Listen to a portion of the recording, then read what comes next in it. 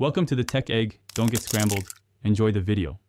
In this video, I will show you how to play The Lion King on piano, easy and slow. We'll begin by finding middle C and placing your right hand fingers comfortably.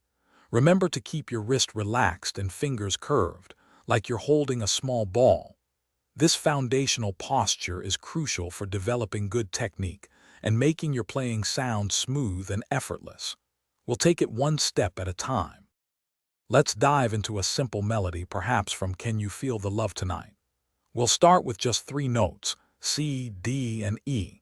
Use your thumb for C, your index finger for D, and your middle finger for E. Play each note gently, holding it for a count of 2. Focus on the sound and the feel of your fingers on the keys. Repetition at a slow pace is key to building muscle memory and accuracy. Now let's introduce a simple left-hand accompaniment.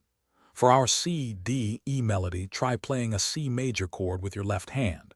That's C, E, and G. Use your 5th, 3rd, and 1st fingers. Play the left hand chord once, then the right hand melody. Gradually try playing them together very slowly. This coordination takes practice, so be patient with yourself and enjoy the process. To truly master this, consistent practice is your best friend.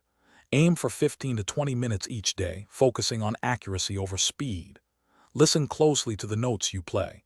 Do they sound clear and even? Don't be afraid to slow down even further if needed. Most importantly, have fun with it.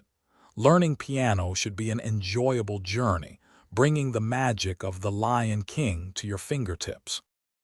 Thanks for watching. Consider subscribing if I helped unscramble your problems.